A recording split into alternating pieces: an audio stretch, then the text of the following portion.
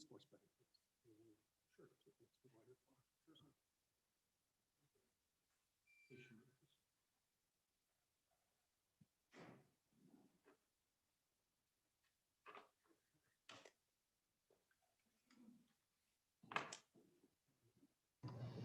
Sure. Mr. Chairman, you are live. Okay, welcome everybody to the House Appropriations Committee meeting on this March 2nd. Roll call, please. Representative Kinner, he doesn't look like he's an attendee, so just excused. Okay. Representative Larson. Here. Representative Schwartz. Here. Representative Simpson. Here. Representative Stiff. Here. Representative Walters. Here. And His Highness, the Chairman, is here. Okay, the first bill in front of us is online sports betting, House Bill 133. Representative Walters, you want to walk us through this thing? Thank you, Mr. Chairman. Would you like me to sit in front of you or may I sit at this desk? Oh, you can sit wherever the heck you want. All right, I'm staying right here then, Mr. Chairman. Thank you. So the purpose of the House Bill 133 online sports wagering is really to convert an activity that is taking place heavily in the state of Wyoming already from an illegal market over into a regulated market. And that's what this bill lays out and does for the state of Wyoming.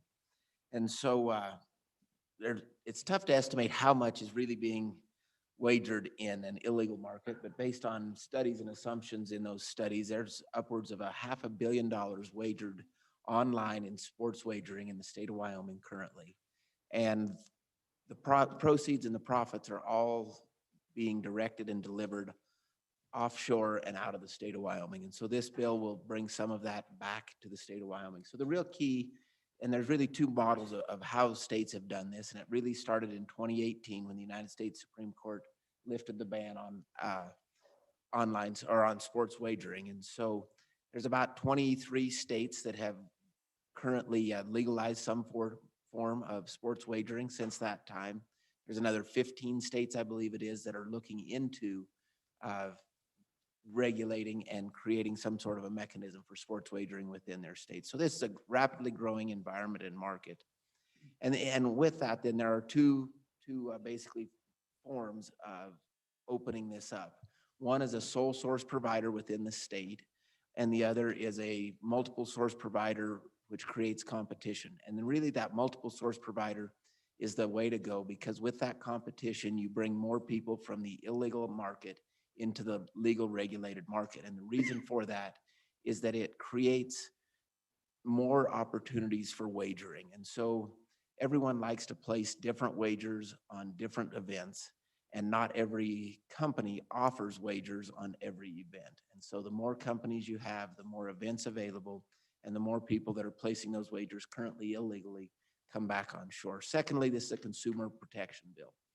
Right now, if you place a wager and win and don't get paid, you have no recourse other than to stop placing wagers with that illegal individual or company offshore.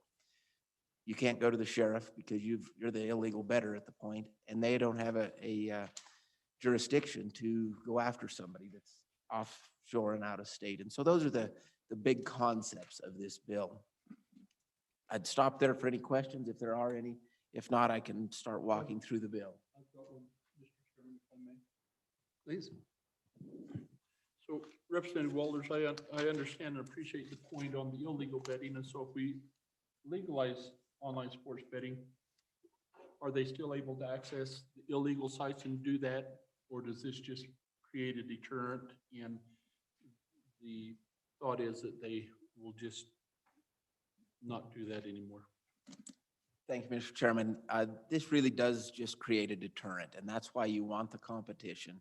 There's nothing to prevent them from doing it in the illegal markets, because this is all done from your phone, your computer, your tablet, and regulatory-wise, there's just not enough minutes in the day for a sheriff to check everybody's phone, tablet, and computer to see if they are placing these sorts of bets. And so the illegal market does not go away. But that by creating that competition, you draw more people out of that unregulated illegal market into the regulated market. And that is the whole goal. So while it's not able to be prevented by attractive bets that various companies offer, And then the consumer side of it, knowing that they are well protected, that they will be paid out because these are reputable companies, and that if they're not paid out, they have a way of recourse, is why the consumer likes the regulated market versus that illegal market. No one wants to be a criminal if they don't have to be a criminal. And so they wouldn't have to be a criminal in this case. Go ahead. So that leads to my question I was wondering about. So you said 23 states, I believe, are already have made it legal. Have any of them gone to the effort to start monitoring all of the sites that are occurring? Because since we're not the first state, it would seem you almost have some kind of monitoring going on. And I would, hire a bunch of Russian hackers or whatever I'm not joking. I mean, you need somebody with a lot of expertise, but it would seem that's not beyond the realm of possibility. Do you know about that? Mr. Chairman, I'm not aware of anyone that is trying to police the illegal market just due to the vast expanses of it. I think later this evening, we will hear from some professionals in this field that may have more information on that question. But at this time, I'm not aware of any state policing that. They're only policing or the regulated companies within their jurisdiction that I'm aware of. Go ahead.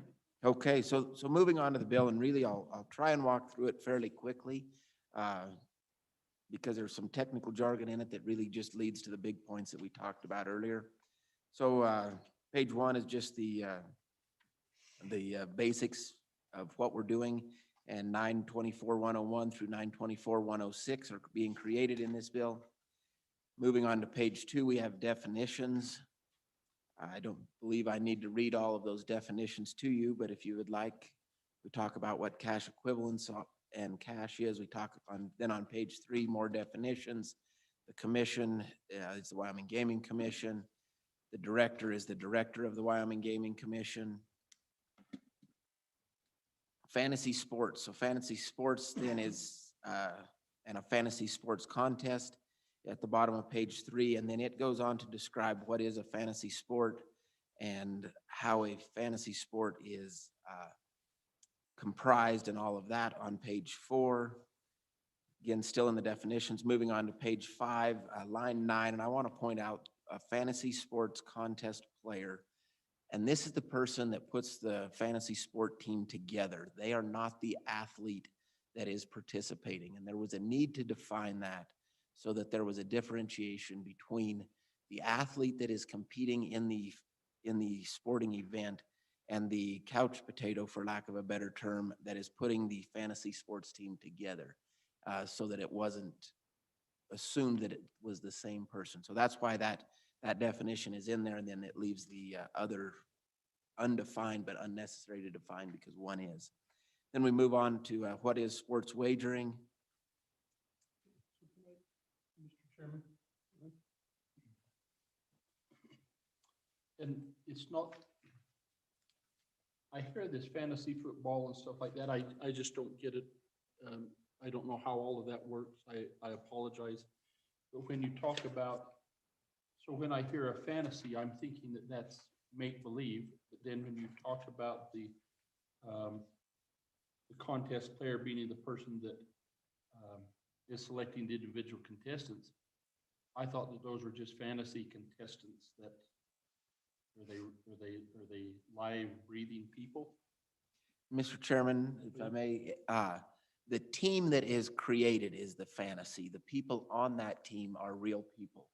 And so if we were to talk about football, you would put together in your mind the greatest NFL football team of existing players going today. So Tom Brady might be your quarterback, and Gronkowski might be your receiver, and pick a running back off of another team. And so while the team that just won the Super Bowl is a pretty good team, you could substitute out some of their weaker players to create an even better team. And that is where the fantasy comes in. It is in somebody's imagination who would be the greatest team you could put on the field today. That's the fantasy side of it. It's a huge industry, and it's not just in football. There is fantasy basketball and fantasy ping pong and fantasy any other sports you can come up with, but it's your fantasy team and my fantasy team would probably not be the same or may not be the same because we would evaluate those players individually differently. We'll talk later because it just, And I don't know how they play then. that's the Let's best talk about that description. later. We'll have a great visit about that. Maybe we can have a fantasy legislative body one of these days. What are the odds? All right, moving on. We're still on page 5. We talk about online sports wagering and a definition there, and online sports wagering revenue. And that online sports wagering revenue is really the net revenue off of this minus some taxes and whatnot. And so what do you bet? What do the patrons get paid back minus the taxes? So that's what the revenue is. And the reason I point that out now is we'll get to a point later in the bill and we will be taking 10% in tax of that net essentially for lack of a better description, but that's how I would summarize that. And then on the middle of page 6, we talk about the prohibited sports wagering. And at the bottom of page 7, a qualified gaming entity. These are the folks that would be, we put this in here to talk about those people that operate sports wagering in the state of Wyoming would be an operator that must be a qualified gaming entity. And this is where we talk about the competitive market rather than the sole source market, or one of the first places we talk about that competitive market. And so by having at least operating in at least 5 jurisdictions, it shows and indicates that we want more than one company offering this service in the state of Wyoming. And it goes back to my initial opening remarks where the more companies operating, the more wagering opportunities available, and it draws more people out of that illegal market and into the regulated market. Mr. Chairman and Representative Walters, what are we defining a jurisdiction as? Mr. Chairman, a jurisdiction within the United States would be other states.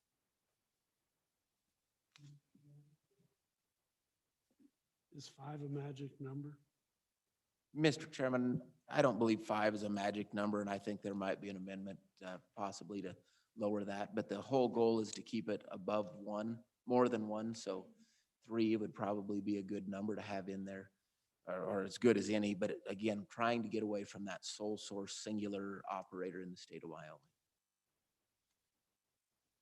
We describe a sporting event at the bottom of page 6. And then sports wagering is defined, and I do have an amendment for that I'll describe later on line 9, the middle of page 7. Mr. Chairman? Go ahead. And Representative Walters, if we could go back to the jurisdiction question. But is it the understanding that if there are multiple jurisdictions that it adds integrity to who they are and what they do? So if they, for example, maybe you had multiple providers that just had one jurisdiction, are we trying to add credibility to the operator, or help me understand, please? Mr. Chairman, that you described it as well as I could. We are trying to add credibility, trying not to reinvent the wheel. If they have been outstanding and upstanding rather operators throughout other jurisdictions, other places in the country, we can trust that they would probably do well in Wyoming. Tell us where the bill came from. I mean, was this what state did it come from, or how did it get put together? We used a lot of Colorado, but really this is the same bill we looked at last year and then amended, and we included those amendments in this year and tightened it up based on, I shouldn't say tightened it up, but refined it based on experiences and really relying a lot on Colorado. Colorado has a very robust regulatory environment, and this is occurring in a tremendous way in Colorado. They have 20 plus operators that are operating in Colorado. They've only been going about 9 or 10 months. They opened just before the pandemic began in the spring, and yet they've seen great growth and great success, and feel like they're converting many people out of that illegal offshore market on into this regulated environment. All right, go ahead. Okay. Again, talked about sporting events, moving on to sports wagering. just identifies the types of wagering that would be permitted as well as what does and does not constitute sports wagering. And we will move, just continuing through the definitions. Sports, moving on to page 8, we have the sports wagering account. And so to be able to place these, you would create an account with whatever entity it is that you select, and maybe you would select multiple entities. But by putting that account in place, then you can set a limit on yourself. And that's where you're able to start to have some controls so that you don't get in over your head in your sports wagering. And so it's a pre-filled account. You can't wager beyond what you've filled, and that's kind of how that works. So then a sports wagering operator, I think it's good to point this out. This is the company that accepts the wager versus the sports wagering vendor. And this is really the support service companies. And so in the bill, it's crafted, you have to be 18 years of age to play. And these third-party vendors out there, and they would be the sports wagering vendor, they are the third-party folks that make sure that the people that want to place the bets are actually who they are and of the age they are. How does, Mr. Chairman, how does that work, Representative Walters? I couldn't tell you how that sausage is made, to be honest, but these companies, the sports wagering operator contracts with these folks, and they have multiple ways of looking into who you are. And I don't know if it's, other than to say it's very robust, I don't know exactly how they do it. Is it reasonable to assume, so if I place a bet before my bid is actually finalized or something, there's a process then that's gone through where the vendor, it's evidently channeled through the vendor first, and they would have the responsibility to validate who I am and my legality?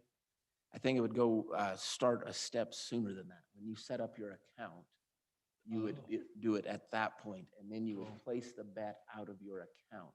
I see. Thank you. And so it would, before you ever even got to placing the bet, you would be vetted to see and if you were eligible to have the account, and that's when it comes into play. So, because I'm seeing geolocation services, so you have an account. But if I'm in Colorado when I place the bet, then it's not subject to taxation in Wyoming, correct? The uniqueness of this, yes, and so the vendor would also be offering the geolocation services, which we come to later in the bill, saying you have to be located in Wyoming to place the bet. The uniqueness of this is if you have an account with a company and you are from a different state, but that state allows for the wagering. And so I'm just going to use a different example because I think it's easier. If you're from Florida and you have an account to wager with a vendor and Wyoming is legal, and you're in Wyoming on your family vacation skiing and you place a bet while in Wyoming, it knows you placed that bet in Wyoming. And so if you win, Wyoming will collect the tax for that bet placed while you were in Wyoming. To your example of Colorado, if it's legal in Wyoming, you have an account and you're on a weekend trip to Colorado, you place the bet there, Colorado will receive the net proceeds for your bet placed while you were in Colorado. Because it knows through the geolocation services, it knows where you were when you placed that bet and what the requirements were. Now, if you are in a location that does not allow for wagering, such as Wyoming today, and you are from a state that allows it, if you're from Colorado and you have traveled to Wyoming, you would not be able to place that bet today. And so there are folks that I have learned of that live in Wyoming that like to travel just over the border so they can into Colorado so they can place those wagers today. So we need to put up a billboard that says, place your bets before you, Right. at the border. I think we need to put up a convenience store right there. Just they can sit in the parking lot and we'll sell them Coca-Cola. But clarification, actually, the bettor doesn't pay the tax. The tax is taken from the bettor's winnings, but the bettor does not pay it. The company will pay it on behalf of the bettor is how I would best describe it, because the company will have made the money. It's just kind of like collecting sales tax is how I would describe it. If you own a retail store, you're required to collect the sales tax on behalf of the state. That's my best analogy. So it's not like we do other gambling taxes where it's on the total take. It is on the total take. But the total take is also going to be coming out of the wagerers' proceeds. So Tom, what's the, you said 10% of the net goes to the state. Yep. Is that right? What's Colorado doing? Where are the other states? 10% is exactly what Colorado does, and it ranges from about 5% to 16% is what I've found. And the ones that are on the higher end use the sole source model, and they have to be on the higher end to generate enough revenue. Really by we're at 10%, we're right in the middle of the road in a good spot, I think, to get volume. And really, when I say volume, it's volume of conversion from the illegal market to the regulated market. If that tax rate becomes too high, it's not as conducive for them to convert from that illegal market to the regulated market. So that's bottom of page 8. We covered sports wagering operators and vendors. Moving on to page 9, 924-102, this establishes the Gaming Commission as the regulator for sports wagering. The next section outlines the rulemaking process the commission will undertake while following the legislation to become law, and that's really what plays into effect through page 9, page 10, page 11.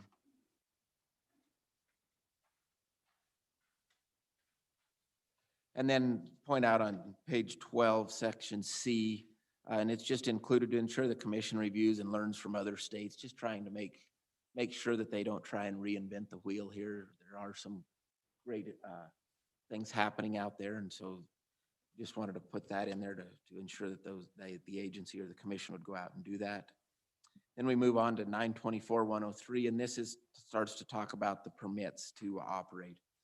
And so in subsection B, we start out, you're going to pay an application fee of $2,500. And really that's in place so that to cover the commission's expenses to make sure you meet all of the requirements necessary for that permit. And then just goes on what it would entail on page 13. And then we get to page 14 and the bottom of page 14, subsection C. And so this is once you're granted the permit, you buy the permit at that point. You're eligible, you've passed all the regulations. The commission says it's okay. And so now it's a $100,000 permit for a 5-year permit. And then it will be $50,000 to renew for the next 5 years. That's about standard for what's going on in other states. And it is somewhat of a higher barrier, but if you think of it, it's a 5-year permit for $20,000 a year. So it's not that bad. And it is also there to try and make sure that it's not just everybody off the street thinking they're going to set up. So it is to try and make sure that there's a barrier that's strong enough to make sure that it's a good financially backed entity that's ready to do that. Then we go to on page 15, the middle of the page, subsection E there. Now we're talking about the vendor. And remember, the vendor is those folks that are going to offer the third-party type of verifications, geolocation, all of that. So they're charged a $10,000 for 5-year permit. So a couple thousand a year. Again, just to make sure that it's a good, viable, realistic company doing good work. Subsection F, this creates the sports wagering account for the state of Wyoming. So all the money that comes into the state will go into this account. And then at the bottom of the page, the very last sentence, on a quarterly basis, the commission, and then onto the top of page 16, the commission shall transfer amounts within the account in excess of $1 million to the state general fund. And I just picked the general fund knowing that we have several deficiencies within our state budget, but the general fund can be shifted into any of those very easily. And the reason I leave $1 million in the commission's account is to allow for them to operate throughout the year. And so that way they have some money to maintain their overseeing of these entities as they continue to proceed. And the money in that account is both the application fee money as well as any money that comes from the taxation on these entities. So, Mr. Chairman and Representative Walters, I was wondering about that a little bit, and was just curious with the other funds collected by the commission that, and we leave a balance for them to operate. Are we saying with the other operating revenue that the commission has, that they'll need this full additional million to maintain the integrity of that, or should we be able to look at the commission as a whole, perhaps? Mr. Chairman, I thought of exactly that, and I structured it this way so that none of the entities that the commission is regulating can say they are paying for some other duty within the commission. And so by segregating these funds, the commission can always say we have an account balance to cover our regulatory activities of this particular component of our duties. Whereas they're left a balance to regulate the horse racing component, they're left a balance to regulate the skill game component, all of those in a separate account, you might say. And so if this is large enough and they need 3 or 4 people to regulate it, that way the horse racing folks can't come back and say, look, our account's being depleted at the expense of the sports wagering or something else. It just leaves it segregated, but still allows for a quarterly tip to make sure we're accessing as much funding from them as we possibly can. Do you have a feel of it's what it takes annually to for the commission costs? I mean, we're leaving them a balance in there of $1 million, but what would it take? Any ideas what others, like Colorado, I guess that's kind of who you modeled after? I don't have any other than to say the existing commission is fairly well utilized in terms of their duties. And so to take on a new task, such as regulating this, will require some new employees. How many that will take, I would have no idea at this point. I picked $1 million just as a round number to make sure they had adequate funds to do it, so as to not shortchange them, make sure they could do a quality job, but also not to give them so much that they could squander it and try and keep us in the dark, which we may and may not have seen in the past. Mr. Chair, Go ahead. I'm just curious, do you know, I mean, because this is somewhat beyond the scope of what the commission is currently engaged in, are there firms they could just hire to manage this rather than do it internally? Mr. Chairman, I think all of that could be looked into. I don't know if there are specifically, but I think it could be looked into. But I'd also add that last year when we converted the pari-mutuel commission to the gaming commission, I kind of felt like that was sort of the vision of the legislature, that we would create an entity that would regulate these activities as they came forward, not just this year, but in 20 years from now. And so whether they do it through a subcontract or do it internally, I think is to be determined. But even if they did it through a subcontract out, the gaming commission would still be the responsible entity. And so that they would have to use these funds to pay that subcontractor if that was what they chose. Okay, proceed. Okay.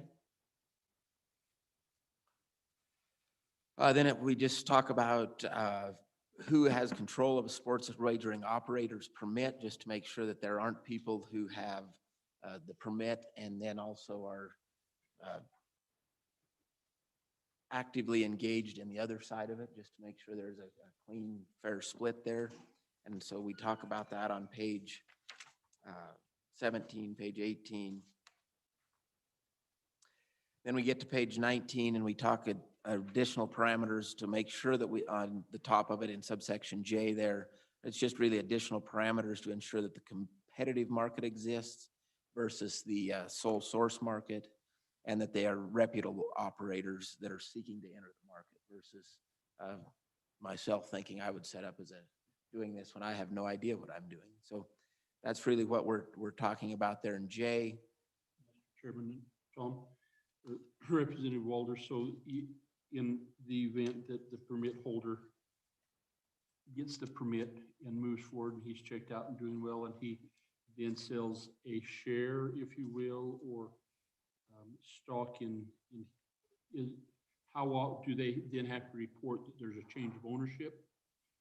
Or is there a time frame that the commission has to come back and verify that the integrity of the individuals who are permit holders still exist? Anytime the controlling ownership is changed. So if it's a public traded stock company, that stock is bought and sold on an hourly minute by minute, second by second. But anytime a controlling interest was changed is when they would have to apply for a new permit or change or notify the commission of the change. They don't have to apply or notify the commission every second that Sure. that you and I bought and sold some stock. If it's a publicly traded, if it's a privately held company, then if that privately held company were to trade hands and sell, they would have to notify the commission. And if that answers your question, It does, and you could, I guess, even if it was an LLC, correct. not a publicly traded or something, but if there was a reasonable share, Change of control is change of control. really the key there. Thank you. So middle of the page on 10, or excuse me, line 10, middle of the page on page 19, we're talking about for temporary operator permits, just to make sure that we could get things going quickly. Can I ask, why is that important? I read that and kind of come back to it and kind of, why is a temporary permit important? Why is it important? Why wouldn't we just want to do due diligence and get a,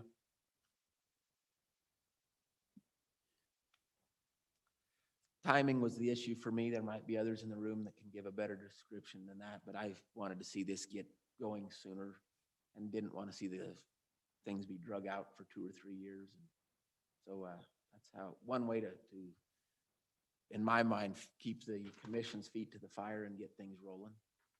But again, there might be others that would have a better description. That was how I liked it. so are you saying that in the process of getting this off the ground, that there's potential that it could, I didn't see anything there if they go out and do due diligence that it would take what is a reasonable expectation of due diligence in the permitting process. They pay their 2,500, they come back, everything's okay. They're willing to pay the 100,000, correct? And so what? As I said, this was just my way of making sure we held the commission's feet to the fire to keep these permits moving through the process. So what are we giving up then, Representative Walters? What are we giving up in the integrity of the process if we do a temporary permit? In my mind, nothing, but I might be slightly biased towards getting this rolling.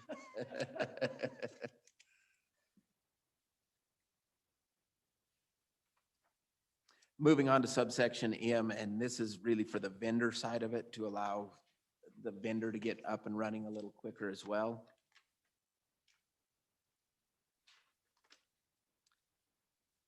Then moving on to page 20, distribution of the revenue.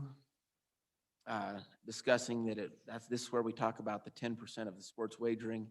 It also does discuss here, and this is something that occurs basically not on a regular basis, but it is something that's in there.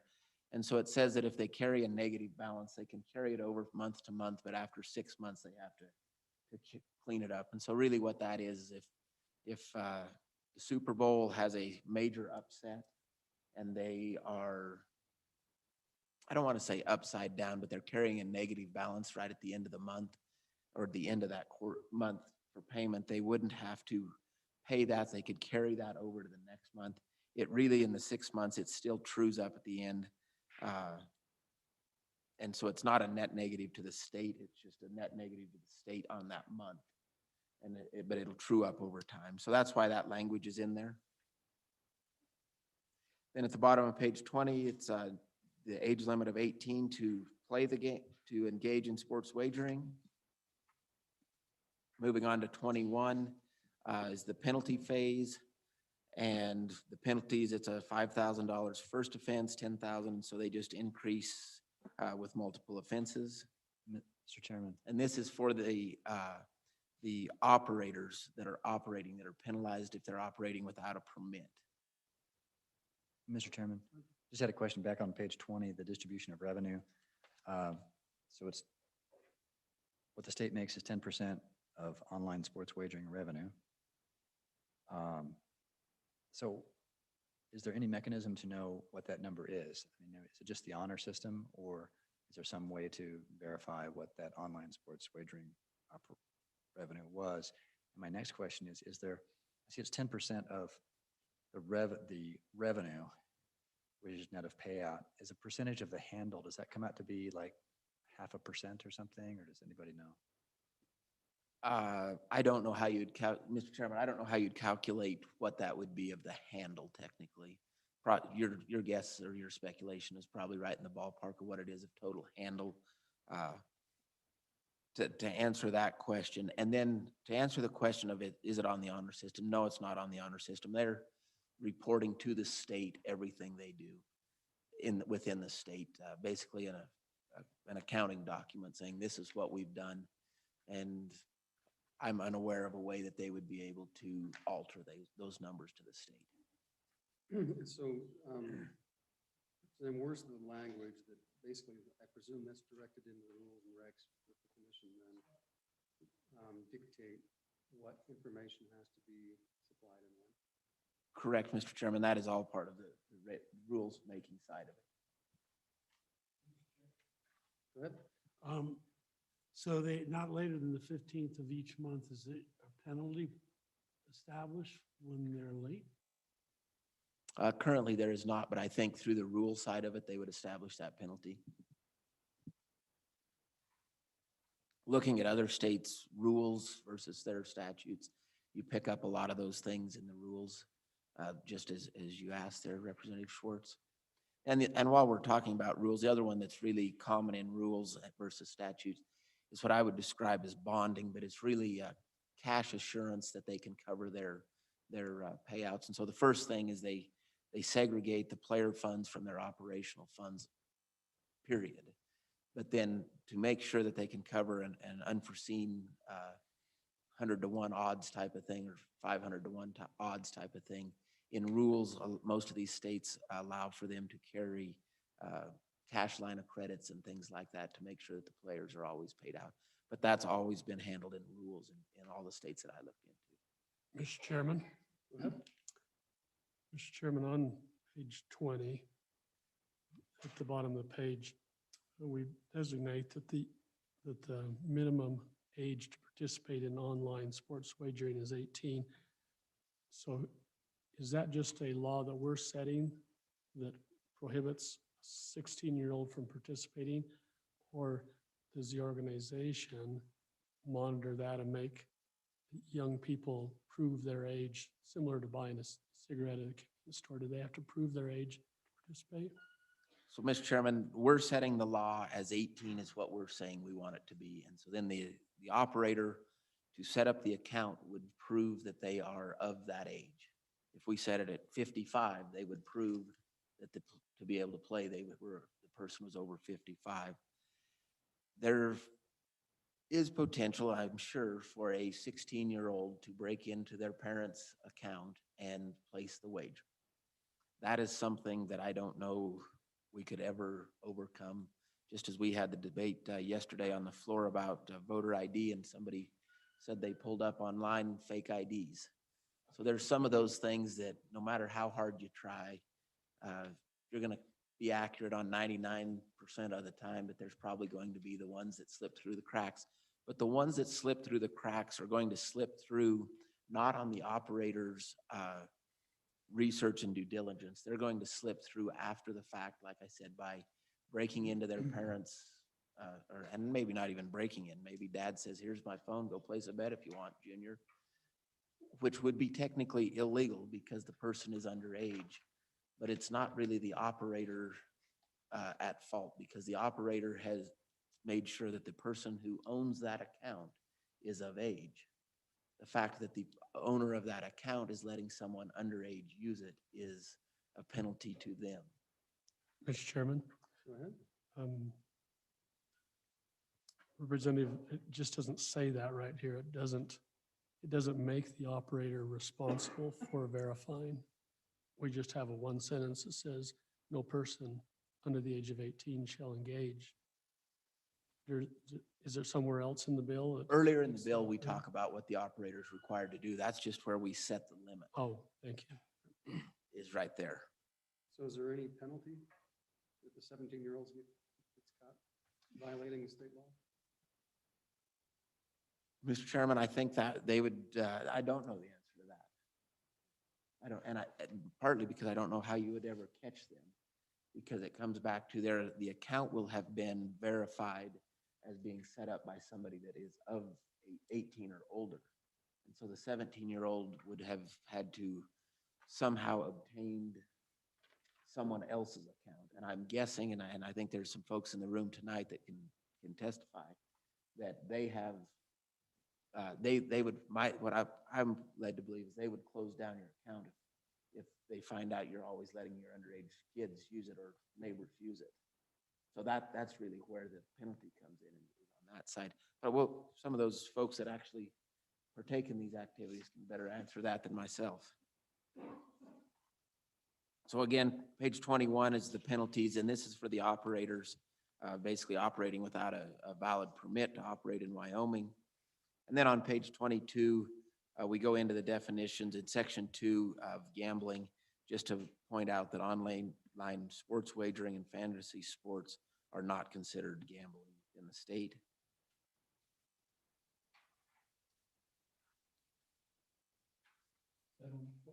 That was on page 22. And then page 23 is just again in our discussing the activities of the Gaming Commission and that they'll regulate the online sports wagering. And then page 24, section 3 is the rule promulgation. And so we make it effective for rule promulgation, effective immediately, and to say they'll have the rules in place by July 1 of this year. And then the wagering itself would become legal after July 1 under the presumption that the rules were in place at that time. And there's probably a little bit more of a lag to that because that's when most likely when an operator would start applying for permits and whatnot. But that's kind of how those last couple sections operate. It's effective immediately to get the rules going and then effective on July 1 to allow for the wagering to take place. So that's the bill, Mr. Chairman. So is any provisions that in rule and issuing the permits, they got to comply with the WAPA? I didn't put that in there, but I probably should have. But really, we don't need that because the WAPA says every agency and commission has to. So it's kind of redundant to do it. Okay. Mr. Chairman, if I could go back to the temporary thing with Representative Walters again, there's not a time. How long is the temporary permit good for? It's not laid out again. That was my attempt at holding the feet to the fire of the commission to get these permits in and out. Well, I understand that generally temporary Has a time frame. my It's a kids 20-year. come in temporarily. It's a 20-year temporary permit. Don't worry about it, Representative Larson. I'm a temporary legislator for the next 2 years, so what the heck? A good temporary. Do you have a feel for what that ought to be? I don't. But, You're going to need to have your mic on when you're asking questions. I don't want anybody to hear my stupid questions. I don't have a feel for what the length of a temporary license might be, but maybe through some further Maybe. testimony this evening, we'll learn some of those. Okay, public testimony. Who would like to speak? Come on up.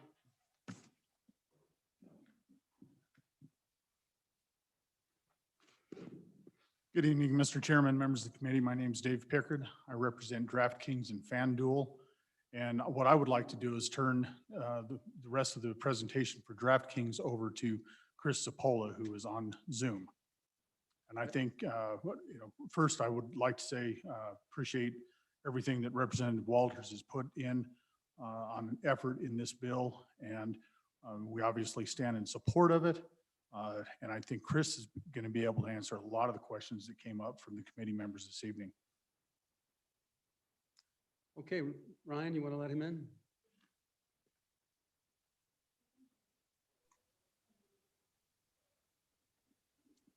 Go ahead, Chris.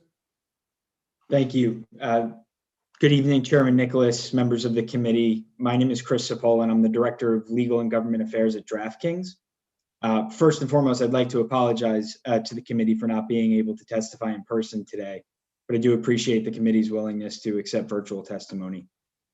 I am here today to testify in support of House Bill 133, a comprehensive legislative proposal that will protect consumers and generate revenue for the state. Headquartered in Boston and launched in 2012, DraftKings is the only US-based vertically integrated sports wagering operator, and we are currently live with our sports wagering operation in 14 states. As we sit here today, 23 states, as Representative Walters mentioned earlier, and US territories, including neighboring Colorado and Montana, have authorized some form of sports wagering.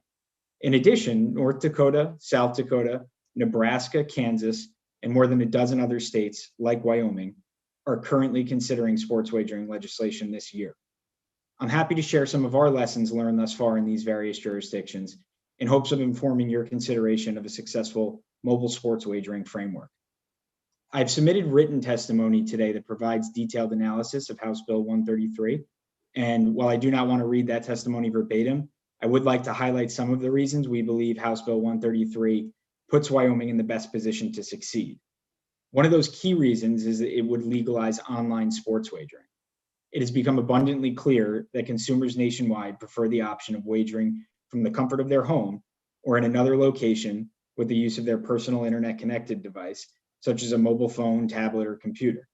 States with a legal sports wagering market that allow mobile sports wagering options see the overwhelming majority of the wagering activity take place on phones or computers.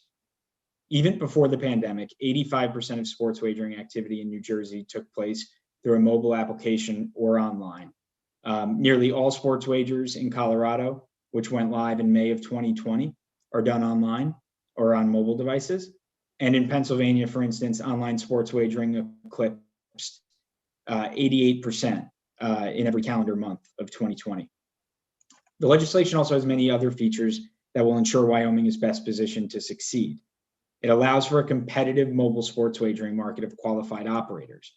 Under the bill, the Gaming Commission would be required to issue no less than 5 permits to eligible qualified gaming entities, which is defined as operators that are operating in a minimum of 5 US jurisdictions. This will ensure that Wyoming is getting the best operators and the most qualified operators to enter the market and offer their product to the residents of the state, as opposed to fly-by-night operators that may be looking to use Wyoming as a testing ground. Wyoming will be getting the best of the best. Another feature of the bill is that there's no unreasonable restrictions on eligible events that can be wagered on, which will ensure regulated operators can compete with the thriving illegal market and customers will have choices. By not unreasonably restricting the Gaming Commission in statute and allowing them to determine what events should be permissible for wagering, Wyoming market is best positioned to compete with the illegal market and convert individuals away from the illegal market. The bill also establishes a reasonable tax rate and framework, as was discussed, which is modeled after neighboring Colorado. So it's 10% on net operator revenue. Colorado has been remarkably successful thus far. Since launching in May of 2020, they've seen more than $1.5 billion wagered in the state. A reasonable tax rate recognizes that sports wagering is a low margin and highly volatile business and will help ensure that operators can spend to attract customers away from the thriving illegal market.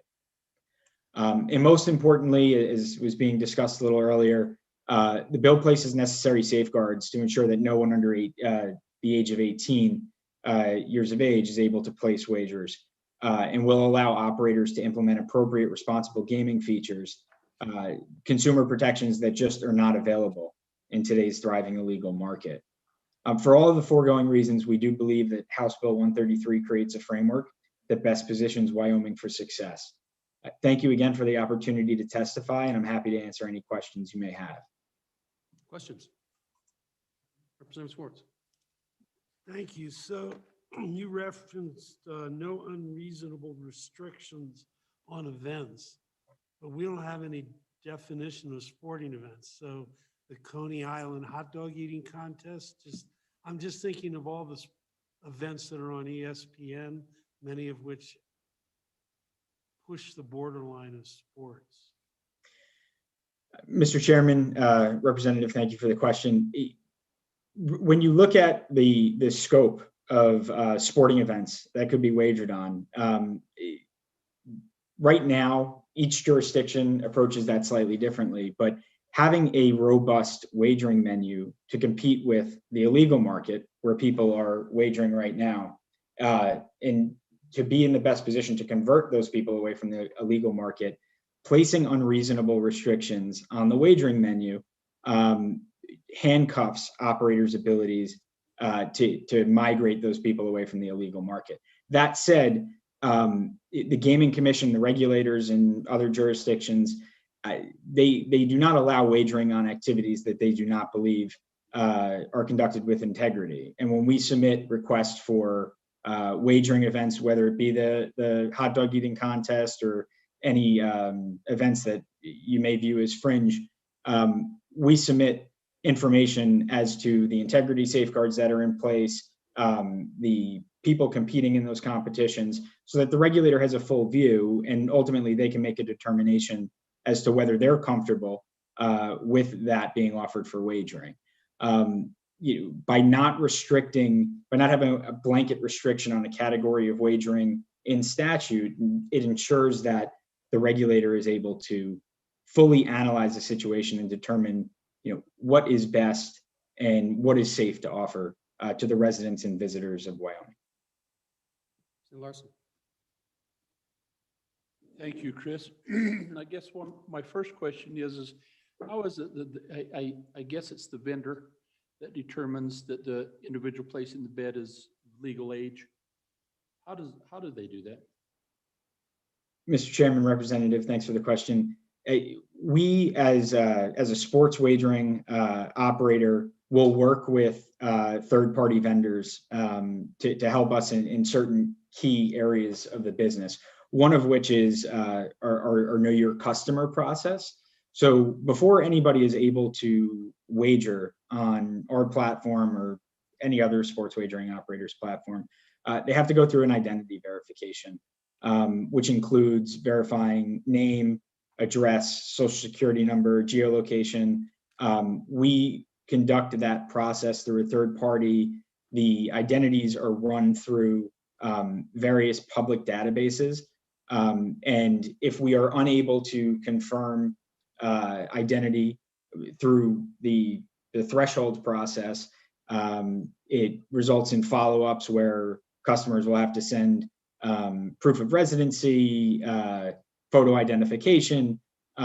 So before anybody is able to wager, our customers all will go through that check. So they will not be able to create an account and place that wager before we know that that individual is in fact who they say they are and that they're over the minimum age to wager.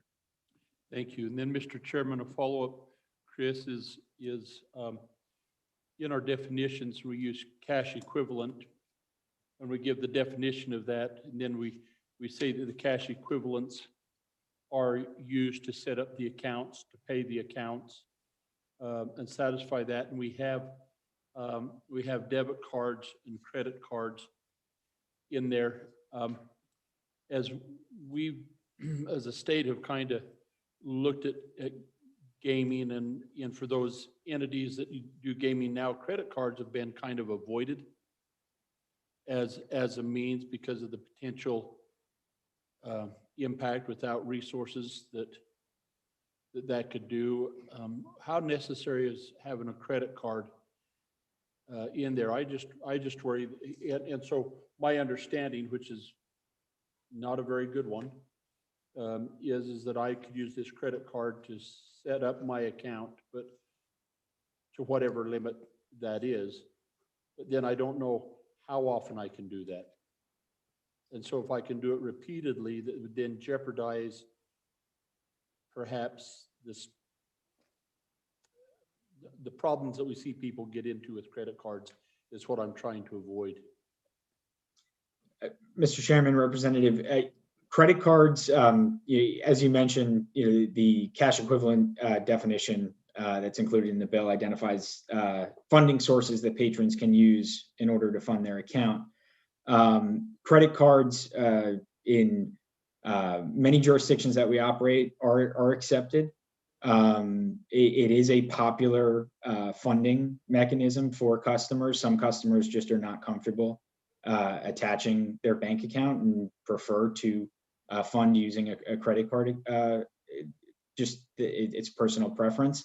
I would say when we discuss sports wagering, I recognize the concern you raise, but whenever we discuss this, I think it's always important to remember that there is a thriving illegal market, and individuals can fund their account, with whatever mechanism they want, and there aren't responsible gaming measures in place in the illegal market that are in place with the regulated market. So, in the instance that an individual does have an issue, and they're funding their accounts or they're wagering in a reckless way in the regulated market, we do have safeguards that can identify that and will trigger intervention from our customer experience team. So I understand the concern that's being raised, but I do feel on balance, it is an important funding mechanism to have, and ultimately for that segment, there are safeguards in place that they otherwise would not have in the current illegal market. So Chris, just to follow up with that question, are there any states that where you operate, that don't allow credit cards to be used, or have any other restrictions on them? Mr. Chairman, yes, there are certain states that do not allow credit card to fund accounts, and I apologize, I don't have the list off my right in front of me, but I would be happy to provide that to you and the committee as you conduct your review. And then if you would, the other question is, of the states that allow credit cards, what percentage of the bets are placed on credit cards versus some other type of equivalent? Mr. Chairman, I don't have an exact number to provide, and I would just want to check internally as to if I'm able to share that specific data for DraftKings. That said, I would be happy to compile some information that may be publicly available as well to provide to the committee. Thank you. Representative Stitt. Mr. Chairman, Mr. Cipolla, on page 20 of our draft bill, we have a provision that would allow carryover of wagering operating losses from month to month for 6 months. My question is, does DraftKings even need that? And by that I mean, if I'm betting on the toss of a coin, if I toss the coin 5 times, then the standard deviation as a percentage of the number of tosses is quite large. But if I toss the coin 5,000 times, then that standard deviation falls to practically nothing. So it seems like it would be very unusual for there to be net wagering losses. So my question is, do you even need that? Mr. Chairman, thank you. Mr. Chairman, Representative, thank you. This sort of language in the bill highlights that while over time, yes, sports wagering operators, as volume increases in wagering is balanced, it is rare that operators would lose, but there are situations where, as an operator on specific events, we will lose money. Sports wagering as a whole is a very low margin business. The typical hold historically has been in the 5% range of the amount that's wagered of the total handle. So there are events, and I believe Representative Walters might have mentioned a Super Bowl, where lopsided action and heavy wagering activity could create a situation where an operator has a significant loss. Allowing a carryover from a month where you may have had a significant loss on a particular event, like the Super Bowl, allows operators to rebalance moving forward.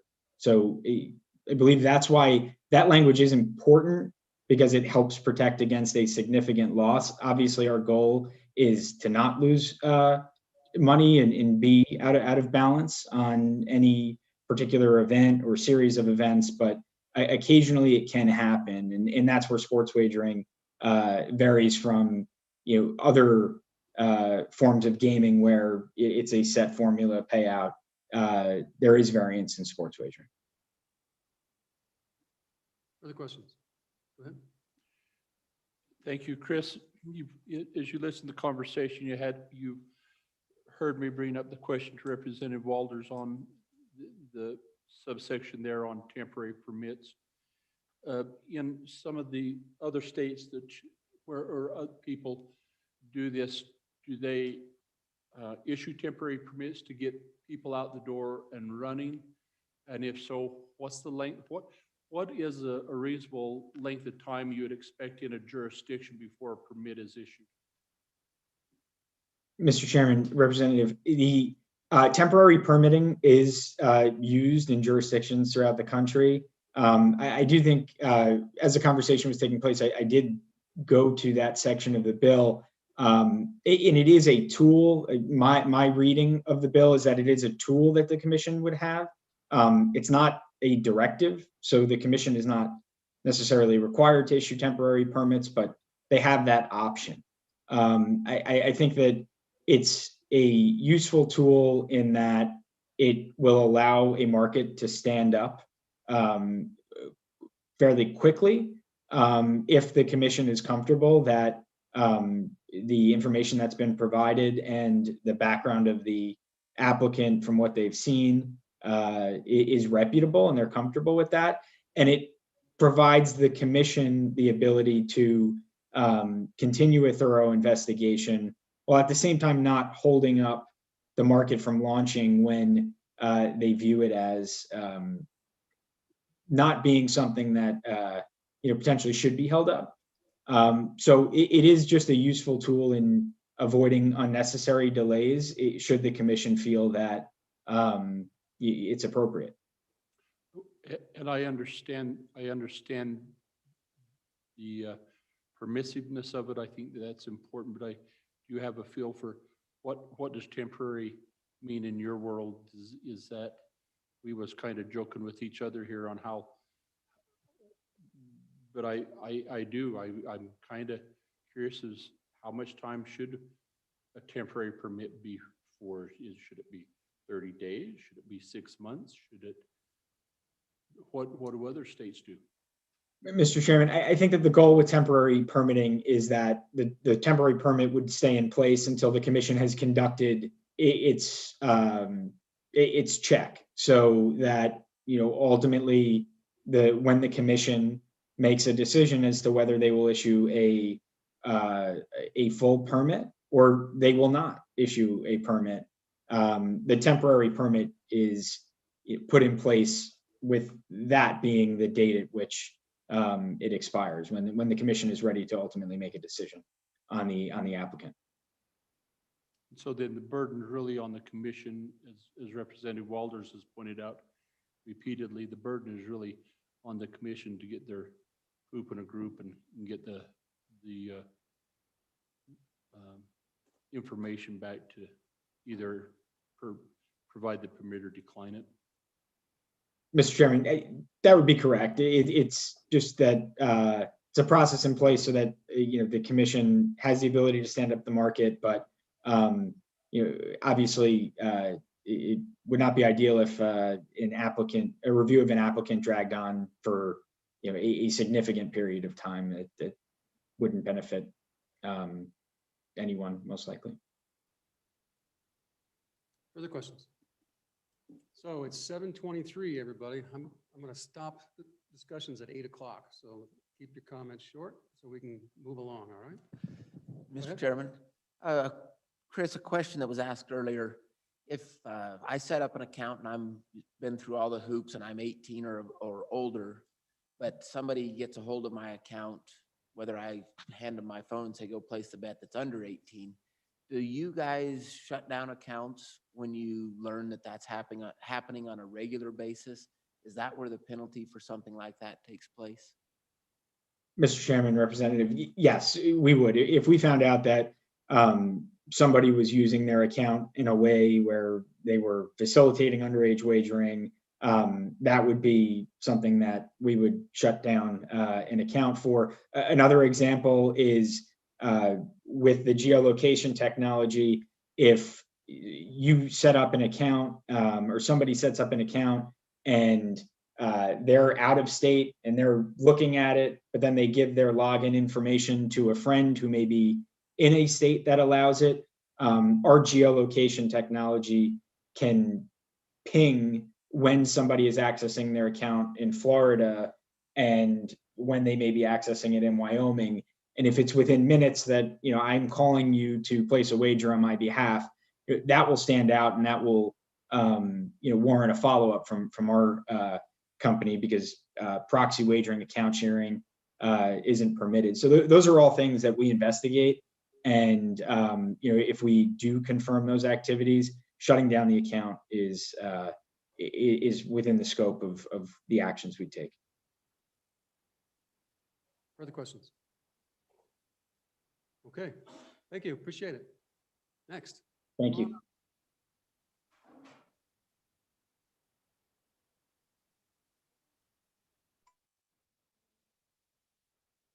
Thank you, Mr. Chairman, members of the committee. My name is Jody Levin. I am here on behalf of Intralot. My comments will be extremely brief. Intralot is the world's largest sports betting vendor. They operate, of course, internationally in many jurisdictions. They would like to be able to apply to participate should Wyoming enact this law, but they do believe on page 6, the definition of qualified gaming entity is too high of a threshold, given that this is a relatively new phenomenon in the United States. So I have one amendment for the committee to consider, and I did email that to the committee. I have hard copies if you do not have that in front of you, but it's quite simple. On line 19, it is strike 5 and insert 3. Okay, we got that. Thank you, Mr. Chairman. Okay. Any questions for June? Okay, next.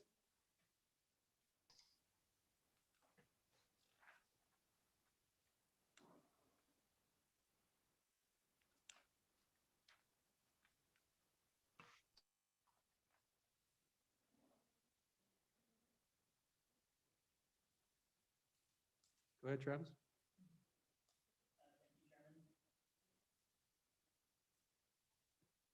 Thank you, Chairman.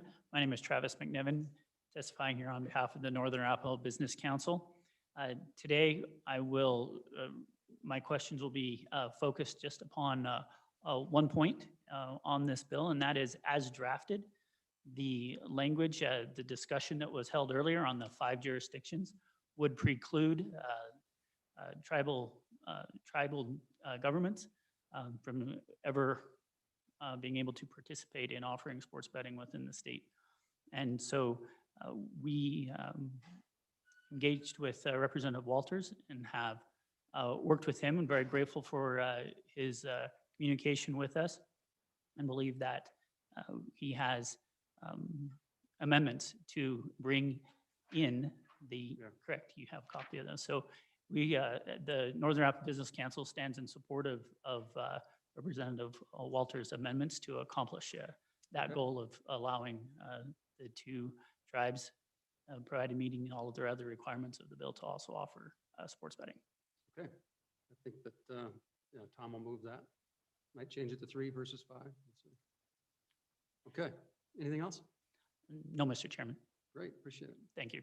All right, Do we have folks in the waiting room while we're getting folks lined up? Anyone else want to come up?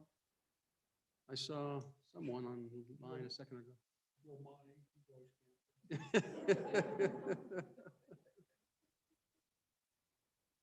Ryan, do we have anyone who wants to testify? Yeah, Mr. Chairman, we have Mr. Mosher up next. Go ahead, Mike. Thank you, Mr. Chairman. Mr. Chairman, members of the committee, I will be extremely brief because there are others that know more about the minutia of sports gaming than I do.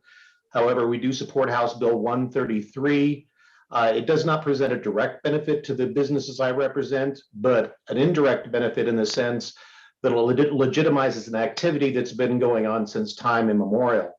And doing so, it licenses, regulates, and creates a revenue stream for this activity, and therefore we do support it.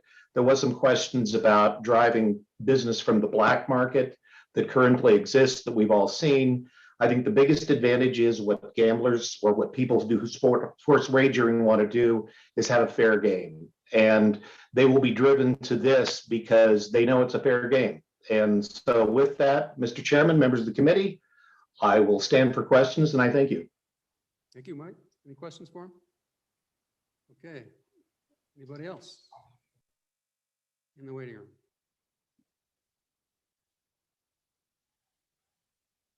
Ryan? Mr. Chairman, there's nobody else in the waiting room with their hand up at this time. Okay. Any other public testimony? Seeing none, we will close public testimony. We have a motion on the bill.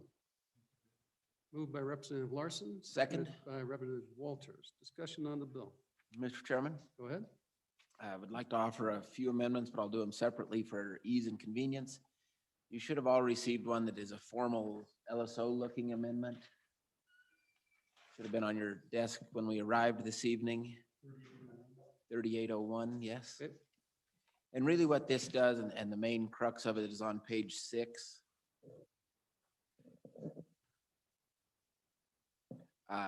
Page 6, line, this much. Oh, I'm off here a little bit. One moment. There we go. Excuse me. Page 7, line 9 is really where the issue comes in. A bunch of this is going to be technical as they renumber a whole bunch of things. Mhm. But in the sports wagering definition, it says means the business of placing and accepting wagers.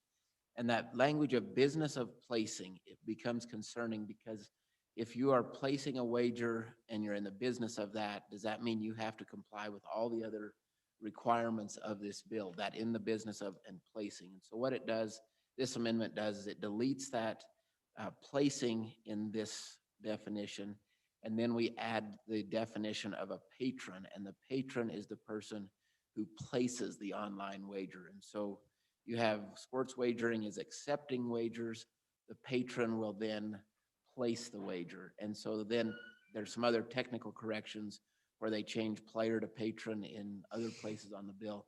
But that's what this amendment strives to achieve is clarifying the difference between placing and accepting wagers. Any questions on the amendment? So I would move that amendment first. Been moved and seconded by Representative Larson. Question on the amendment. All those in favor say aye. Aye. Those opposed, the motion carries. Next. Next, Mr. Chairman, on page 6, line 19, moving that jurisdictions from 5 down to 3. Is there a second? Moved and seconded. Any discussion? Seeing none, all those in favor say aye. Those opposed, the motion carries. Thank you, Mr. Chairman. And then the third amendment that I would propose and move at this time, I passed out yesterday, and it's not a formal LSO draft, but it says House Bill 133 on the top. And what this does, and I'll just steer you to one section, and then get to the gist of it. But page 6, line 20, this again is those jurisdictions. And then we would add the language of Northern Arapaho Tribe and Eastern Shoshone Tribe of the Wind River Reservation, Wyoming, who are exempted from the requirements of operating in 5 jurisdictions. That will be at 3 jurisdictions now, correct? It will now be in 3 jurisdictions. So that would be a technical correction. Yes, sir.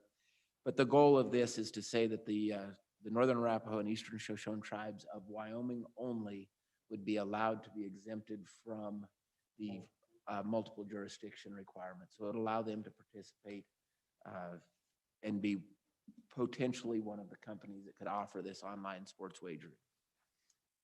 Amendment 1, 2, and 3 on that page do the same thing, just in different sections. So since you have it in front of you, I won't go to all of those various sections, but the concept is the same. Okay, any discussion on the motion? On the amendment? Mr. Chairman, and just to make sure, Mary Lee, you've got this amendment. I do. My only question is all the 5s go to 3 regardless of paragraph. Except the one on the bottom, that stays at 5. Amendment 3 stays Right. with 5. Okay, thank you. That was my question too. Okay, further questions on the amendment? All those in favor say aye. Aye. Those opposed, that motion carried.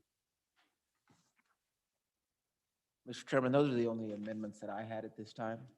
So I've got an amendment on page 16. Strike 1 million and insert $500,000, 500,000. Is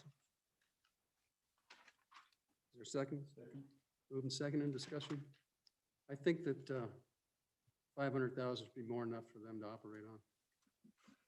I think that's adequate, and if we need to change it, we can always come back and Yeah. allow them more spending authority. So 16. All those in favor say aye. Aye. Aye. All those opposed, motion carries. Any further amendments? Mr. Chairman, Chairman, Go ahead. I just.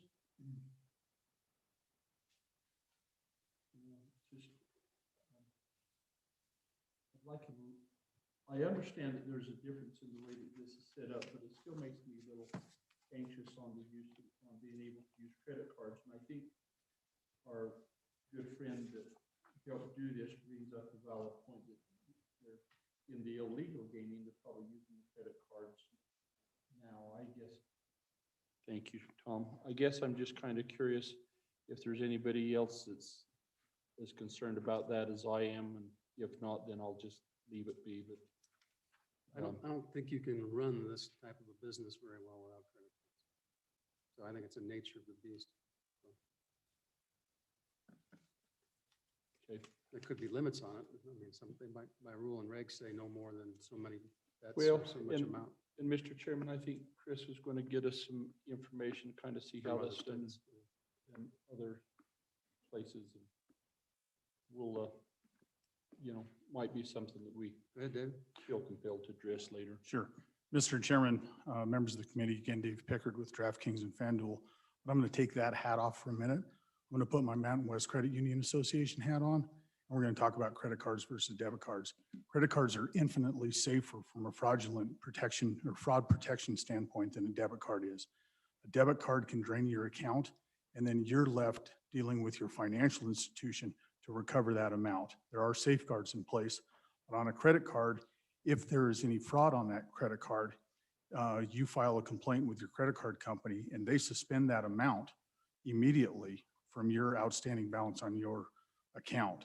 So from a financial institution perspective, you're better protected using a credit card than you are a debit card. And I would suggest that in almost all circumstances of conducting business with the plastic that is in your pocket. Thank you, Mr. Chairman, if that helps a little bit. Okay. Go ahead. Representative Smith. yeah, Mr. Chairman, I would make a motion on page 20, line 12. After the phrase general fund, to delete the balance of the line and then delete lines 13 through 18. Moved and seconded. Discussion. So, Mr. Chairman, so my point here is that the state's not a business partner with the sports wagering operators, and they control their business model. They control the risk they take. And for you, even for any given sporting event, They control how they make the spreads and charge their fees. So it doesn't make sense to me that the operator who controls the risk should be able to push some of that risk back off onto the state by saying they don't have to pay tax if they make bad decisions for a month. So, and if you're in the regular business and if you're selling computer services, you pay sales tax regardless of whether you make money that month or not. So I don't see, and I'm not aware of anywhere else in the tax code where we do this for anybody. So to me, it seems anomalous to allow it for this. So that's the basis for it. Any other comments? Mr. Right. Chairman, I think I described the reason that it would true up in time and it just gives them that time to true up, but I certainly understand the concern that the good representative brings up. All those in favor of the motion, say aye. Those opposed? No. Motion carried.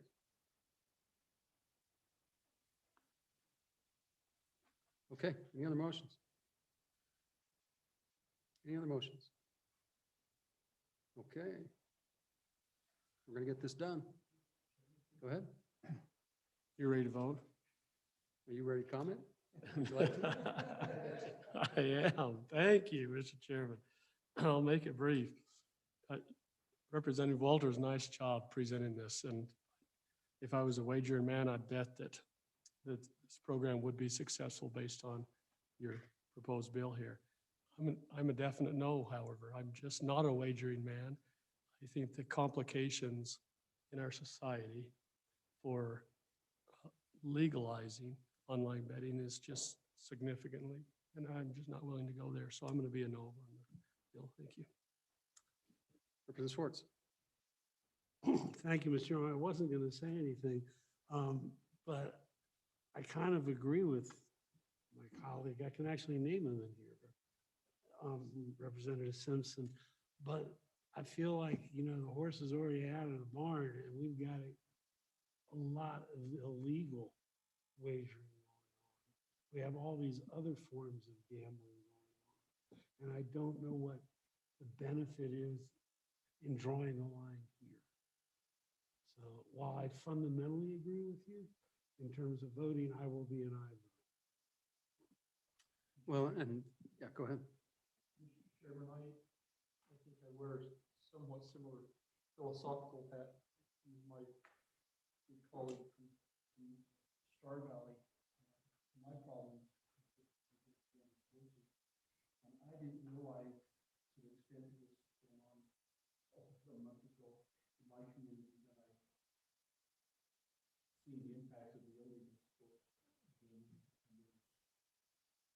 no control and pretty devastating for some young family. Things weren't forthright. Should have been, which is we would normally see gambling as a whole, which is taken illegal. I can't say that legalizing is my favorite cup of tea. It's better than more palatable to me than seeing the stuff that's taking place. That long discussion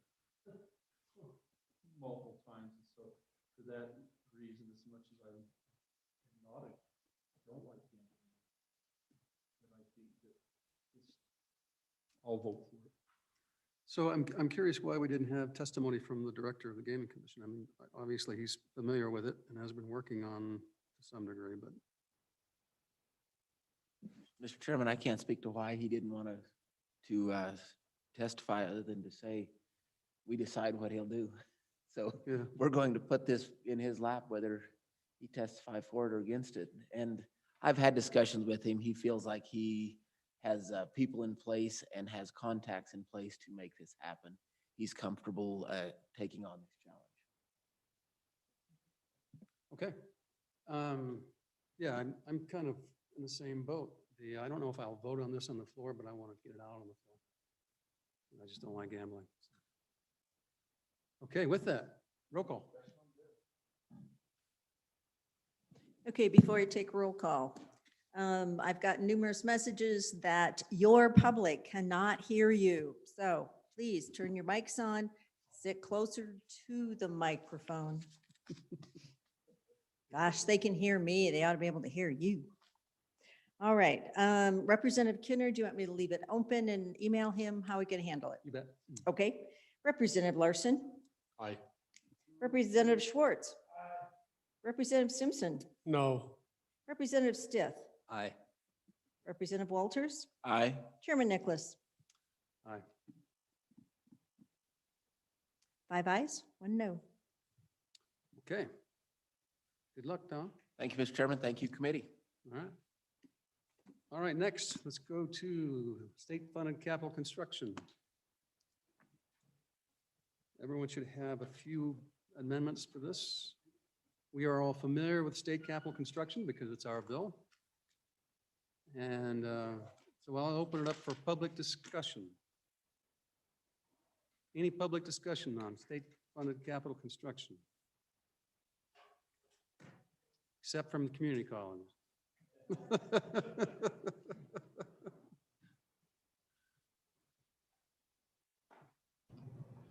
Mr. Chairman, this is Ryan. I just admitted somebody into the room on Zoom and they can offer testimony shortly.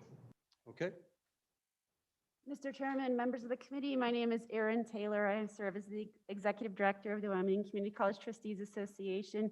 You know we support this bill. What I wanted to offer you today is I think there might be a couple of presidents in the Zoom to answer any questions that you might have on specific projects. And I think one of the presidents, Dr. Dale, has an update for you on her project specifically. So that's all I have for you today, Mr. Chairman. okay, great. Welcome. Good to see you.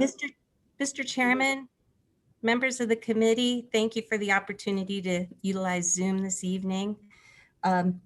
I recognize that the evening is getting late, and I also recognize that you all are very aware of the project that we're working on here at Western related to our mechanical repairs.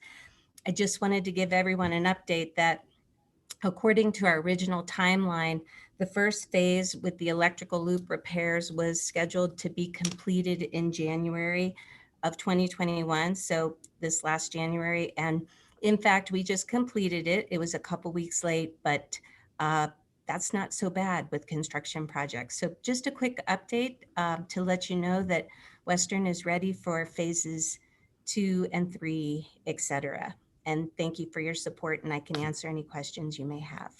Great, thank you. Thanks for the update. Any questions? Okay, thank you.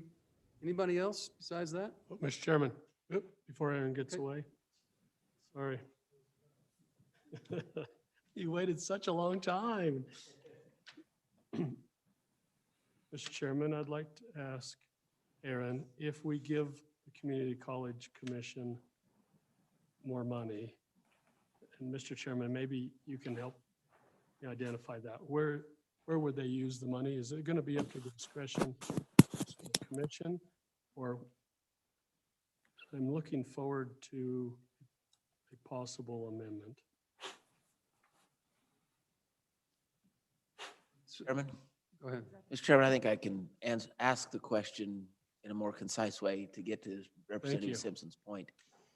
If it's a finite amount of money that's available, not enough to be a 50-50 match on all of the projects that are currently listed as private sources only, if it's just a finite amount, if the commission is given the authority to divvy up that money in consultation, or the state construction department in consultation with the commission, would the commission have a way of determining how that funding should go out, pro rata versus shovel ready versus any other thoughts or comments on how they would like to divvy it up, knowing that it may not be enough to cover all the projects?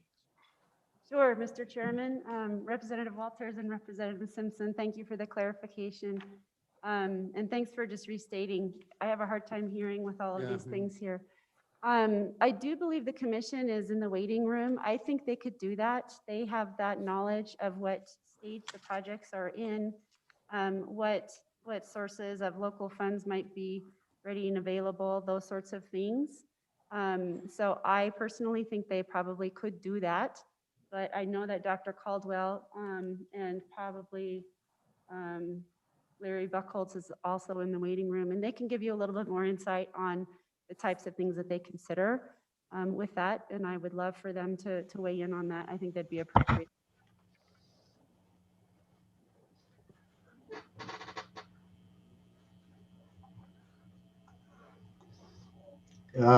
Mr. Chairman? Go ahead. Yeah, thank you. This is Larry Buckholz, CFO of the Community College Commission. I think we would weigh in on all the factors that are currently in the capital construction model and how it prioritizes projects. And we would use that modeling to appropriate or divvy up the whatever pot of money was shifted our direction based on those metrics that are scored within the model. And it would consider, I think, also one of the other things that Representative Walter mentioned, and that is shovel ready. It's not a consideration that's in the model, but I think that we would weigh that aspect of it. There are projects that are in the mix that even if we were to go 50-50, they don't have their 50. So we would weigh those factors before we directed any money towards a specific project. Okay, I think that answers the question. Good. Any other questions for our parties that are on the phone or on the Zoom? Go ahead. Brad? Mr. Chairman, President Tyndall is in the room here, and he's asking to be recognized. Yep. Thank you, Mr. Chairman. I just wanted to give you a very brief reminder of our project up in Jackson, and that at the end of the day, what we'd really hope is at least get permission to purchase the land. We did sell the land that we had originally purchased, which was less than about a half an acre, and then now 2 acres of better piece of land. And we have the money, the funds from the special purpose excise tax, and we just at a minimum need permission to do that over $1 million purchase of that better property. And so if that can be approved, we'll be happy campers. And of course, we'd be naturally delighted if funds would be added back in there so that we could make progress on this project. That just to remind people that the town and county of Jackson passed the special purpose excise tax a couple years ago, got us about $4 million. The state responded with a $500,000 match. We raised $1 million with that. And we think that this is a great model where you show the community and the state working together to support a project. And last comment, I'd just like to remind people that this is not a Mercedes. This is something totally within the scope of community college, where 70% of our students in Teton County are at risk by federal definition. And that's all I'd like to say. And I'm always open for questions if you'd like. Okay. Thank you, Brad. And I think that's at page 7 on section 4. The authorization is already in there, correct? Of the CapCon bill. So I think it's there. Okay. Any further questions? Representative Schwartz. Thank you, Mr. Chairman. And this is for Mr. Buckholz, I think. So when you say shovel ready, the Jackson project isn't shovel ready, but it's design ready. Would that fall into that same category? Mr. Chairman, I really think that's a question for Dr. Tyndall. I am not up on exactly where they are with schematic design and their level 3 construction documents. Mr. Chairman, if I may. Go ahead. I believe they have different percentages for how ready something is. And I can't remember if it's like 95% design, something like that ready, where there's, it's as good as ready in terms of design, the building, the floor plant, the parking lot, all that is ready to go. The engineering and architectural design is I don't know, maybe Mr. Buckle can help me, but it's in the high percentages complete. They don't really get to 100 until you start to do construction, I believe. Yeah, thank you, Dr. Tyndall. Mr. Chairman, just to add a little bit to that conversation, and I don't know the answer to this, and again, I'll go back to Dr. Tyndall. but it would depend on how much of your match is ready for the construction portion of what's going to happen in Teton County. Mr. Chairman, Go ahead. if I understand Mr. Buchholz's question, we were of the $500,000 match, if that's what you're referring to. There's different matches. So I'm just making sure I'm clear. So, I think when Representative Simpson asked his question regarding if we were to give the commission some money, how would we divvy that out to partially fund at least some of these projects? The Jackson Outreach Center right now is $17 million in authorized project costs, all private revenue. If the commission was to put $5 million towards that 17, do you have 12? I understand. So that's Mr. what Chairman. that's what we would look at as far as shovel ready. All right, Mr. Chairman, I understand now. I can answer this. So we do not have half the funds. So the quick answer is we do not have all the matching money. The confusion was that 2 years ago, we were given a $500,000 for kind of incentive matching, and we've matched that, but we do not have half the cost of that building ready to go. In that sense, we are not shovel ready in terms of having all the dollars lined up. Okay. Any further questions? Go ahead. Mr. Chairman? Go ahead, Larry. Yeah, Mr. Chairman, I just want to raise a concern, at least on my part, with the language on page 5, line 1, footnote number 2 for the community colleges. And I know this is not the committee's intention, but this footnote could be read to say, if the capital construction project of a community college facility is over the budgeted amount, that it's not included in major maintenance. And I, like I said, I know that's not your intention, but I wonder if I might offer an amendment that just strikes out the wording up to the budgeted amount indicated.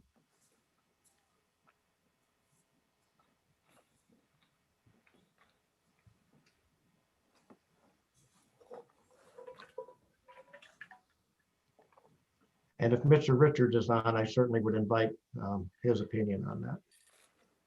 He's not. He's in a different committee meeting. Okay.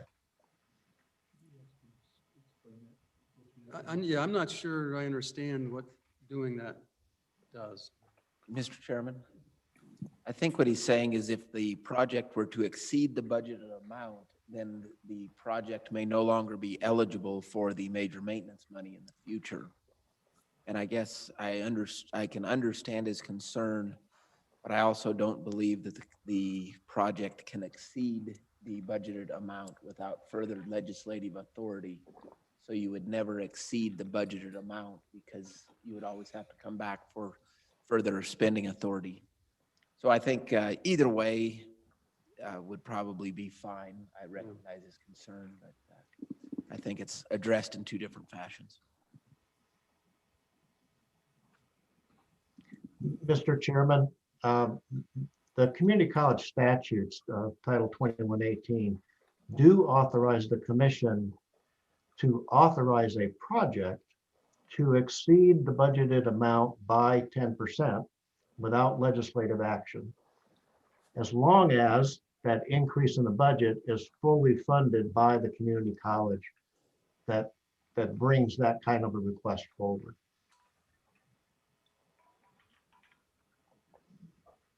So if there was an additional general fund asked, then yes, Representative Walters, you'd be correct. We'd have to come back to the legislature. But if it's self-funded or private revenue, the commission has the authority to increase that cost in 10% increments. Mr. Chairman. Go ahead.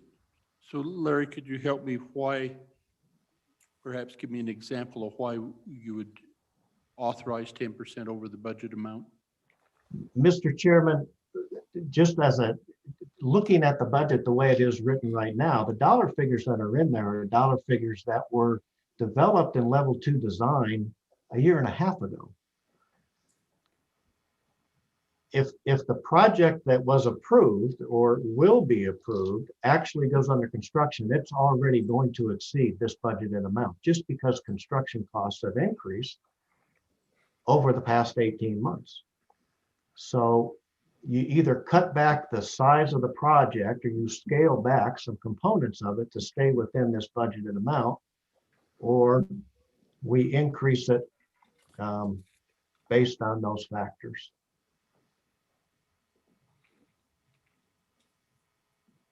Representative Stitt. Mr. Chairman, and so just so I understand, the suggestion on page 5, line 1, is to, after the word constructed, delete the phrase up to the budgeted amount indicated? That's the suggestion? Yes, Mr. Chairman.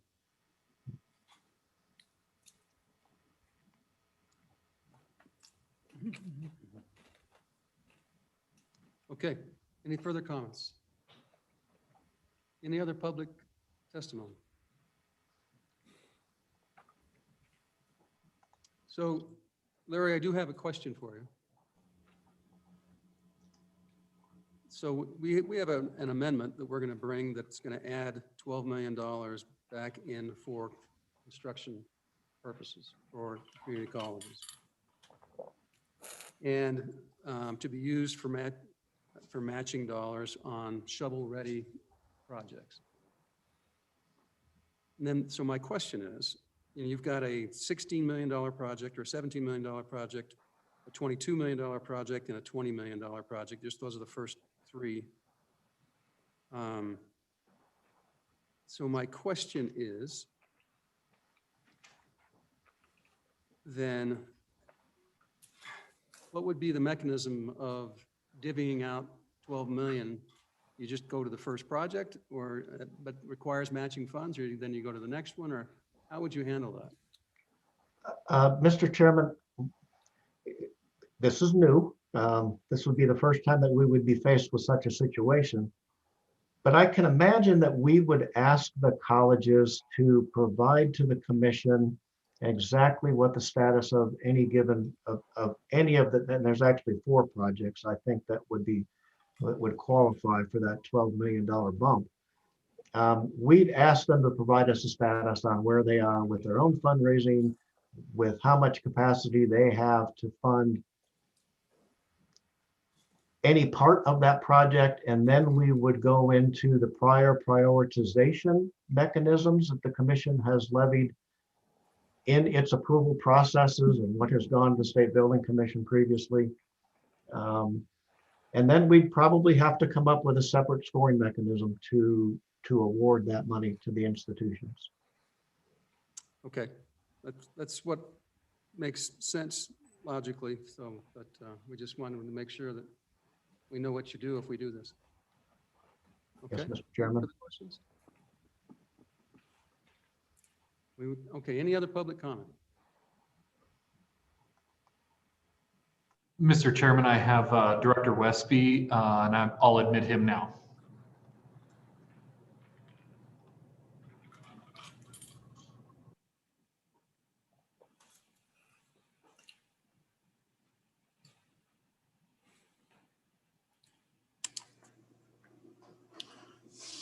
Good evening, Darren. Good evening, Mr. Chairman, members of the committee. I appreciate the opportunity. I'll be brief. I know I've talked to several of you about what happened during the interim, during the budget discussion about the territorial prison, and somewhere along the lines, there was some discussion about how the territorial prison may not be in existence very long, and why would we fund any capital construction? And so I just want to reassure everybody on the committee that indeed, the territorial prison is planning to be open and operational for the tourism product, hopefully well into the future.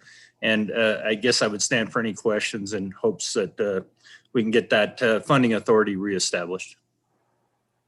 Yeah, we plan on doing it. Okay, any questions for the director? Thanks, Darren. Thank you, sir. Anybody else, Ryan? Mr. Chairman, that clears the deck. Okay, with that, we will close public comment. There's a motion on the bill. Move the bill, Mr. Chairman. Been moved by Representative Walters, seconded by Representative Schwartz. Any amendments to the bills? So we've got a list, we've got a little stack of them here. Mr. Chairman. Mr. Chairman. Go ahead. We have it before us. This is for the community colleges, page 4, line 16. We would insert $12 million S13, which is SIPA. We would also insert the footnote that says the State Construction Department, in consultation with the Wyoming Community College Commission, shall allocate this appropriation for projects prioritized based upon complete design, earliest established construction timeline, and timeliness to proceed with contracting and construction. You all have it in front of you. I just read it out loud to make sure that the folks out on the internet knew what we were talking about. And so the only question I have about that language is we need to add that it's for matching funds, so that there has to be some matching funds. Mr. Chairman, I had that question. I see Mr. Richards is in the room, so he may be able to clarify, and I have another question for him as well. Go ahead, Don, if you know. Mr. Chairman, members of the committee, I don't think that language before you contemplates matching funds, so that would be an addition. I also don't believe that the language references Mr. Buchholz's issue about available funds either. So, it might be designed, but they have no ability to access local resources to come up with the 50% or whatever percent the committee determines appropriate. Or maybe 60 or 70%. So, because if you only got 12 million, you go for 2 projects, that's 6 million apiece. So, we can add that conceptually if you. yeah. Go ahead. My other question for Don is to make sure that the only eligible projects would be the ones on the list there in line 17 through 21 for this funding. So do we need to add that language somehow? Mr. Chairman, if you wanted to limit it to those 5, I would encourage designating that, yes. Okay, so Mr. Chairman, I would add that conceptually to my amendment that it's just for those projects listed in line 17 through 21. It's really 4 projects. The 4th one just carries over into the line 21, so it's the 4 projects there.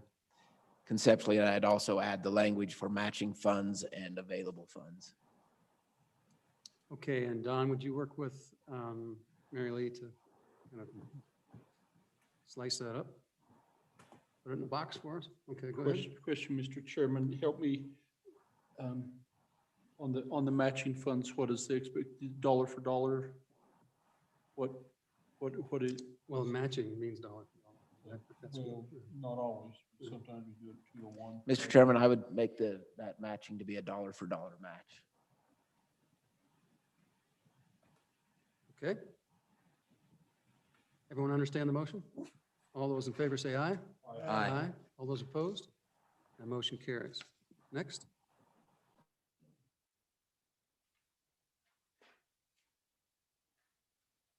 Mr. Chairman. Go ahead.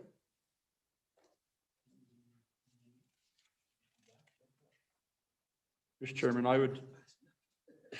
Mr. Chairman, I had moved the Walters amendment that in section 2 on page 4, after line 14, that we insert state parks, territorial prison, $210,000 special revenue. That was removed. So we're just adding that back in. It's the same language as we had before, correct? Correct. Any moved by Representative Larson, second by Second. Representative Walters. Any further discussion? Seeing none, all those in favor say aye. Aye. Those opposed? That motion carries. We got one more. Mr. Chairman. Representative Walters. Thank you, Mr. Chairman. On page 6, line 6, under the other funds, we would delete that amount of private funds by 12 million. And then on page 6, line 6, we would increase by 12 million S13 SIPA funds. And this is for the University of Wyoming College of Law, law school expansion. Is there a second? Seconded by Representative Larson. Discussion. Seeing none, all those in favor say aye. Aye. Those opposed, that motion carries. Wasn't that fun? As long as it lasts. Okay, anything else? Please. Thank you, Mr. Chairman. Moving on to the Capitol Square Preservation Yep, go ahead. budget amendment. And this is a really long one, so I'm not going to read it, but it starts on page 1, line 8, after facilities, inserting creating a subcommittee.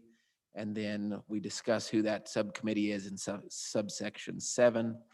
And then at the bottom of that amendment, there is appropriated $4.5 million from SIPA for the purposes of Capitol Square preservation. Is there a second? Second. Moved and seconded. Discussion. Go ahead, Representative Stitt. Mr. Chairman, just a question about the amount, 4.5 million. I saw on the spreadsheet you'd sent out earlier, it came to about 3.9, but then that may have been undercounted some of the multiple things. And I just wanted to know how we got to 4.5 instead of some other number. 4.5 was the number we originally had in it. And that was to cover not all of the things on that wish list. That list was actually goes about $8.5 million. Add them all up. But these are just the fundamental ones. And then the commission, the entity this creates, will decide which projects will move forward. Okay, any other further discussion? All those in favor of the motion say aye. Aye. Aye. Those opposed, that motion carries. Anything else? Did you have two of the same? Yeah. Did I pass It looks like it. Mr. Don? Chairman? Mr. Chair, Oh, please. yeah, on page 5, lines 1, starting with the word up through on line 2, indicated to delete. It's the, Oh, up to the budgeted amount? yes. Is there a second? Second, Mr. Chairman, and then I'd like to amend his amendment. Okay, go ahead. Thank you, Mr. Chairman. I'd do the same thing on page 6, line 10. That up to the budgeted amount indicated would be deleted. Again, page 6, line 10. And it's just for the College of amendment? Law. Mhm. All those in favor say aye. Aye. Those opposed, motion carries. Don? Mr. Chairman, there were two versions of the subcommittee for the capital preservation. One creates an account to accept donations and then funds the projects from that. The amounts are the same, the oversight is the same. Version 2, I believe, creates a account to accept donation and then operates through that. Version 1 does not have the benefit of that account. So the account has a value. So I think, Yep, yeah, that creates the version account. 2. We're saying we passed the one that was stapled.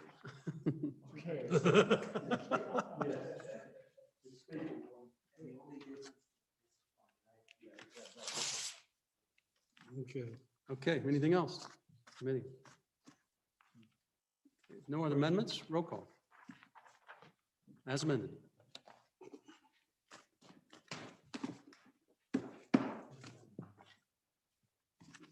Thanks, Don. And we shall leave it open for Representative Kinner when I email him. Representative Larson. Aye. Representative Schwartz. Aye. Representative Simpson. Aye. Representative Stith. Aye. Representative Walters. Aye. Chairman Nicholas. Aye. Okay. Good stuff. All right. We're back in business.